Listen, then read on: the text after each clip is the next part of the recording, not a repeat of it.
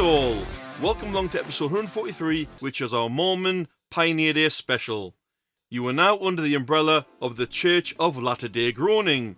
You've guessed it, this episode is going to be all about the Mormons.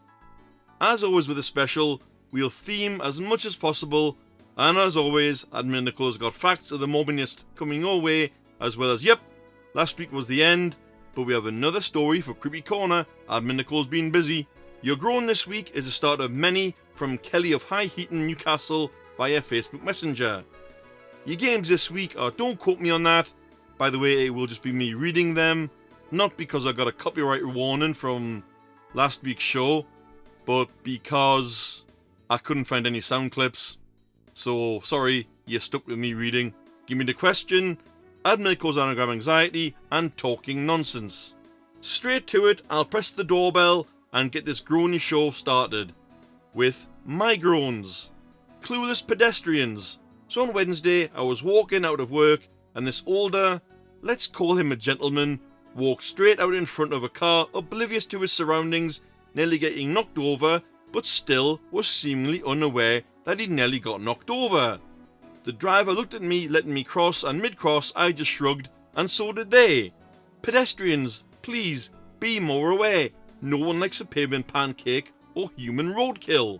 Stores leaving out old stock. Yes, I fell victim to this week. Brilliant. I was in Biker the other day and bought some things which I needed. I sat down on my doorstep because I was just coming home from work and opened them both before going in the house, and it was fairly late, so it was getting dark. One pack of pork rinds tasted a bit strange, almost as if they'd been allowed to not get so crispy and crunchy. The other packet, crunchy enough to hurt my teeth. Now, I look at the dates after finishing them off when I get in the house. The Good Pack, November 2025. The Strange Pack, September, wait for it, 2024. How in the sweet swelling smeg can you leave out things on your shelves that are nearly a year old? Had I gotten ill, I would have gone completely nuts. Please, stores, kindly get rid of your old stock. And I'm not going to name the shop, Morrison's. People closing windows on trains in hot weather. So the other week, I was on a local metro and it was hotter than the devil's scrotum on there. All the windows were open and people had fans on, etc, etc. Leave it to one legendary failure of Revolution to start closing windows. I don't know what this idiot's deal was, but I wonder, if it's cold, does he start opening windows? Maybe he suffers from reverse weather syndrome, or maybe he's just a tool. If the windows are open, they are open for a reason. At least ask before you start closing them, you niblick.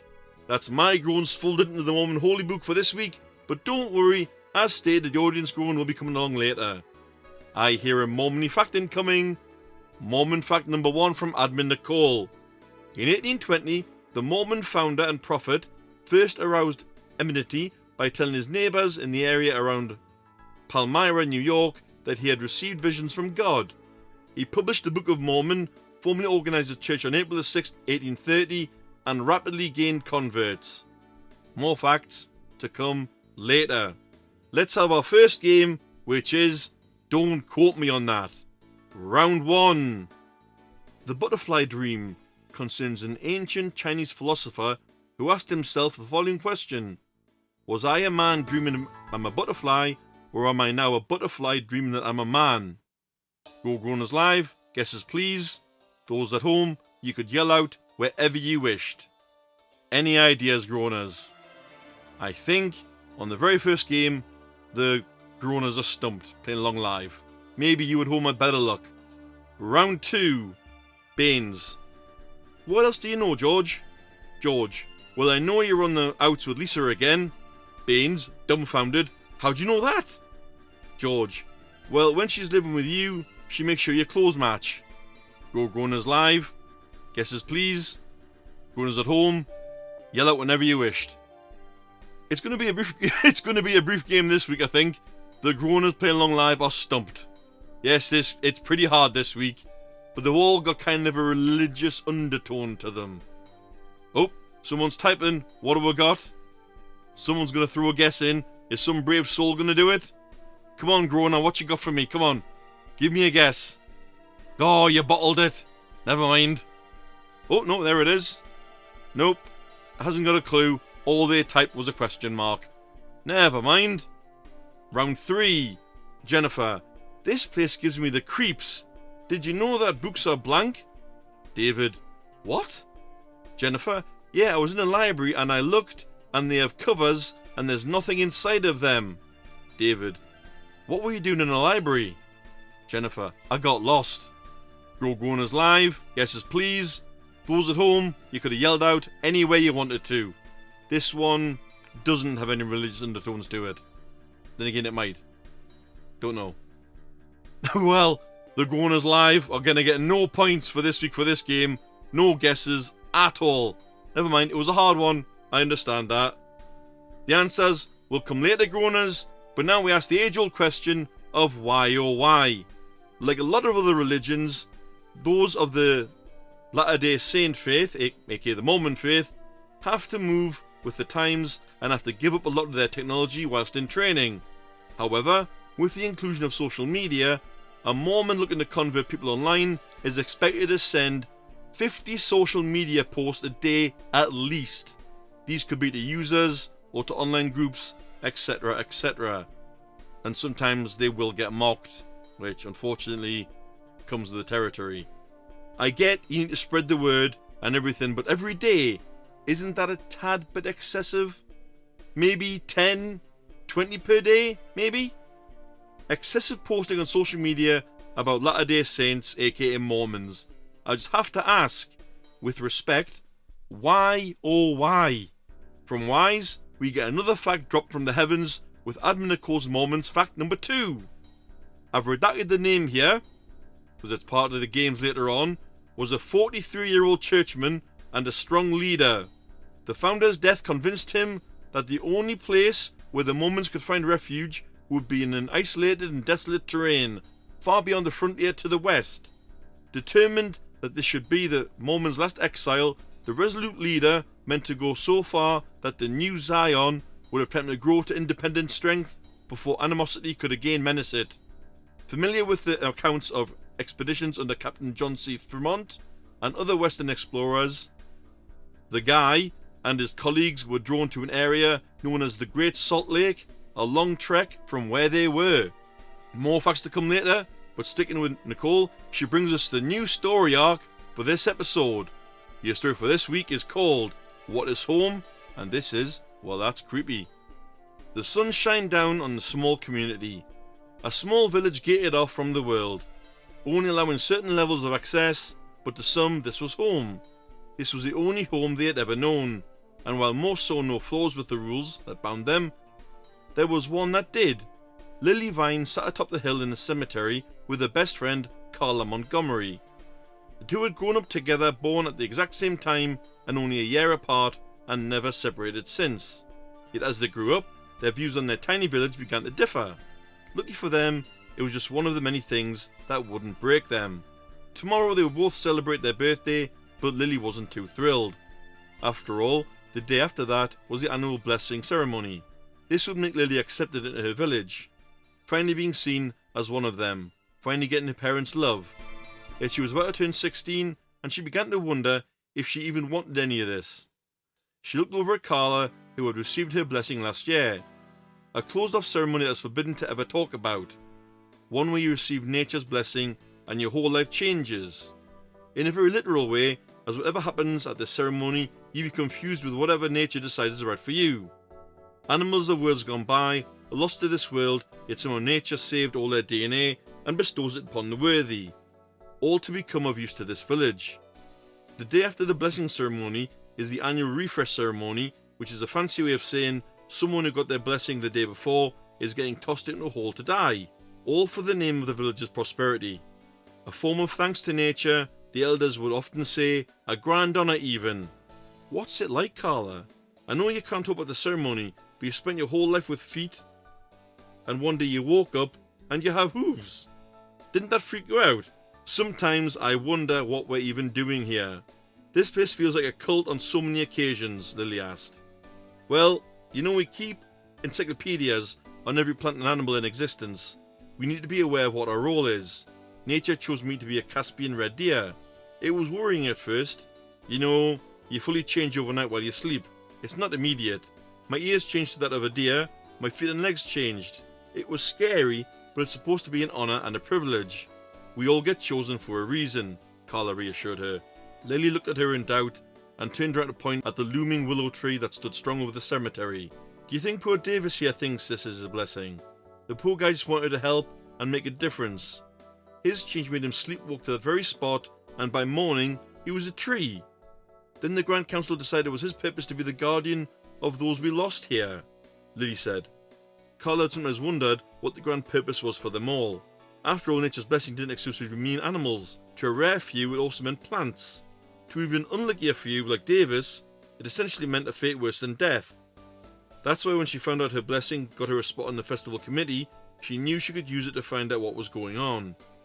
Anything she could to ease Lily's worries.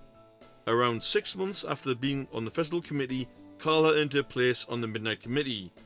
Due to her blessing, she was deemed to have earned it since the Caspian red deer is primarily active at night. It gave Carla more time to work, and instead she would sleep briefly throughout the day. Lily's birthday went by without a hitch. There were no problems, just like a regular birthday in the village. No celebrations, no love, no happiness. Just a regular day of chores. Those born in the village are not known as children after all, they are instead known as initiates.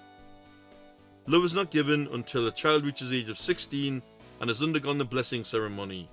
Only once a child has been blessed by nature can they truly be seen as worthy of love and of being in the village. Then came the annual blessing ceremony. Lily was scared, nervous. She didn't know what was going to happen, and she wasn't sure she wanted it to. Carla reassured her it was all going to be alright, but also whispered in her ear an ominous warning. Smile. No matter what happens and what you see, just smile. Don't even show a hint of fear. So Lily walked through the gates into the garden that has been forbidden to her all her life. Others like her gathered around the elders of the Grand Council, with a fountain at the centre emitting some kind of light. Something about all this made her feel very uncomfortable, but one of the elders blocked the exit. This was happening, and there was no way out. The elders ordered everyone to line up in front of the fountain, one at a time to receive their blessing and finally be accepted into the community. There were around 8 other girls like Lily waiting in line, but she couldn't see what was happening. All she could hear were mumbles and the occasional scream, followed by silence. Then it was her turn. The elder stood in front of her smiling, telling her to rejoice at the opportunity she waited her whole life for. Then she was told to reach out her hand to the elder over the fountain and the water below. So she did as she was told. Then with a second thought, the elder took the sacred knife and slashed open her hand and told her to wait and hold it. A glob of water from the fountain began to rise up at the sight of blood, seemingly alive, and dug itself right into her wound.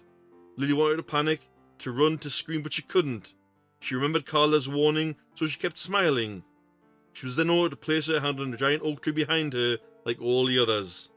When she saw the tree, she saw its red bark was in fact many handprints placed on the tree over the years. So to keep appearances, she did the same, imbuing her blood into the tree like all those who came before her. Then the elders all rejoiced. Lily was officially one of them. Her DNA would slowly change overnight, and all would know who she was meant to be. Wow. Nicole, this is very different to the last story arc, and has a very... What's that movie? Was it Midsummer? I'm not sure. I think that movie is a sort of creepy horror film about a commune. I've not seen it. I've seen clips, but I think in that one it goes a bit further with sacrifices and stuff. But I like where you're going with this one. Very well written. Looking forward to more in the coming episodes. Let's spin it in the backwards sense now with talking nonsense. And again, it's Mormon related. Round 1. Mormons often call their church this. Your nonsense is Round 2. In 1847, the travelling Mormons stopped in this state. Your nonsense is... And round 3. Whilst it is acceptable, in the 18th and 19th century, Mormons no longer do this as part of their faith. Your nonsense is... Pause here, groaners. Have a think about them all. Then unpause. The answers are coming. That lot will be ungarbled later, because right now, even the Mormonist, I made up a word and I can't read it, Mormonist Mormon couldn't make sense of it. But here's something that will make sense. It's the audience grown via Facebook Messenger from Kelly. I dislike sentences with all due respect, which usually is closely followed by an insult. Thanks in advance as well, which is a polite way of saying, you better do this terrible thing or we'll your bank account, and house fleshling. I also dislike it is what it is, which is typically said when someone doesn't have anything useful to say or contribute. Well, Kelly, I changed one bit there, just to steer clear of trouble, but hell, that's a good double groan, thanks, in past tense. Now don't forget, groaners, Kelly groaned in via Facebook Messenger, and that was sent to me, Mr. E. Groaner, but you can also send them along on Facebook Messenger to admin Nicole as well. There are other ways too. You can fire off your groans or other content ideas to the Groan Zone podcast email, which is thegroanzonepod@gmail.com. You can join the fun on Discord, where usually we record on a Friday at 8:30 Greenwich Mean Time, unless plans change. Like today they did, we record on a Thursday. But the podcast will still be out, probably by Friday night, maybe even Saturday. Latest Sunday. And you can put a comment on any episode, any platform you listen to, and we'll review it and see what we've got. You can also pop it on Facebook groups as well. The Groan Zone Podcast Facebook group. Now then, you'd think we couldn't get unlucky for this Mormon special, but oh how wrong you are, groaners. It's oh unlucky! At the back end of June, farms in Oregon, USA, were swarmed by crickets. The name of said beastie, the Mormon cricket. But there's a little bit of a discrepancy there, because they're not really crickets, but more on that later. Due to droughts, these crickets are destroying acres of farmland. A 2-inch critter causing so much trouble. They aren't actually crickets, but these katydids, their actual insect type, cannot fly, but they walk a mile a day on foot in the swarming season. If you're a farmer being hit by these things, you are both unlucky and also have my sympathies. Here's hoping you get rid of them. It's swift, but here's another game in the form of Gimme the Question. Are you ready, Groaners Live? Yes, they are. Groan at home, you're clearly listening, you're ready too. Round 1. Your answer is Joseph Smith. Your questions are A. Who was the leader who took the first Mormons to Utah? B. Who was the founder of the Mormon religion? Or C. Who was the first converted Mormon in 1932? Go Groaners Live, give me your questions please. Those at home, you know what to do. Boo, we have a split. B's and C's down the line there, groaners. Very indecisive. Well played. Round 2. Your answer is Brigham Young. Your questions are A. Who was the founder of the Mormon religion? B. Who was the leader who took the first Mormons to Utah? Or C. Who was the author of the first Mormon Bible? Go Groaners Live. Guesses please for your questions. Those at home, you know what to do. We so far have a vast showing for B's and C's again. Another split. Okay, very 50-50ish this week, Groaners. Round 3. Your answer is 1,000 miles. Your questions are A. Aside from conversions, how many miles must a Mormon walk in a week? B. How many miles did the Mormons travel before settling in Salt Lake City? Or C. How many miles is the patron saint of Mormons said to have walked carrying the 6 golden plates? Go Groaners Live, questions please. Those at home, you know what to do. B's flying in there. Again, another split. B's and C's down the line. Okay, are you just playing the odds here, groaners? Are you thinking, well, I'm 50-50? Okay. Your questions will be revealed later, groaners. Nicole has been waiting in the wings to send out another fact, and here it is. In order to reach the Salt Lake Valley without delay, Young's party was divided into two groups. One, commanded by Orson Pratt, pushed forward and reached the destination on July 22nd, 1847. On July 23rd, Young, riding in a wagon, was driven from the trail to an elevation from which he could see the surrounding country. The Great Basin, in which the Great Salt Lake lies, was spread out before him. He said, "Enough! This is the place. Drive on." A monument was later built on that site. Dropping down from above now, from the land of facts, we face planet into hell, which is called Zero of the Week. This may be brief, but it's religious turf wars. We live in the modern era with countless spiritual, religious, and non-religious beliefs. However, that isn't enough for some people, and they have to talk smack about others while smiting others' beliefs they do not agree with. It's 2025, almost 2026. If you've ever done this, putting someone's religion down or other beliefs down, rethink your path, because your zero status, yeah, that'll follow you around and it'll be hard to get rid of because you're now immortalized.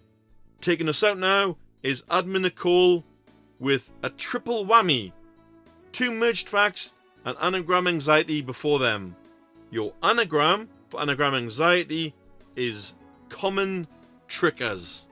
That's COMMON-TRICKERS. Your clue is they gained their name from a historical event. Is it Mormon related? I honestly don't know. May the groan God be with you. Good luck, groaners. Lastly now is Admin Nicole's Mormon facts to take us out. In order to reach the Salt Lake Valley without delay, Young's party was divided into two groups. That fact I've already read. My apologies, groaners. I'll move on to the next one. My mistake. After the poor harvests of 1847 and 1848, the crops of 1849 were so good that a great celebration was planned for the anniversary of the founding of the city. It was the first of many July 24th celebrations to come. The Mormon Pioneer Nation local history trail allows modern travelers to follow the final stretch of the historic route from Iowa to Utah. While you can drive most of the way, numerous historical stops offer opportunities to pull off and explore, with many small hikes available for those wanting a closer connection to the landscape. We hope you learned something this week, groaners, and in the words of Bill and Ted, if you've not seen these movies, you're missing out. Be excellent to each other. Take care. See you next week. Bye-bye. Whoa, wait. Cut the music. Whoa, hold everything. My apologies, everybody, for those listening after the show. I forgot to put on the game answers. So the audience is now left, but I'm going to put the game answers on now. Don't quote me on that. The movie was Heretic. Round 2. Your movie was Phenomenon with Hugh Grant. No, that's Heretic. This one stars, what's his name? John Travolta. And the last one starring Tobey Maguire, aka Spider-Man himself. It is Pleasantville. Moving on for the next game, which is of course Talking Nonsense. Your answer for round 1 is The Church of Jesus Christ of Latter-day Saints. Round 2, your nonsense is Utah. And round 3, your nonsense is polygamy. And for Give Me the Question, your correct question for round 1 was B. Who was the founder of the Mormon religion? The correct question for round 2 was also B. The correct question for round 3, that was of course B as well. So we have loads of B's, triple B's for that one. And of course, nearly forgot, transfer more points from last week. Who the hell am I? It was of course the French leader himself, Napoleon Bonaparte. And on that note, groaners, My apologies. Here comes the outro.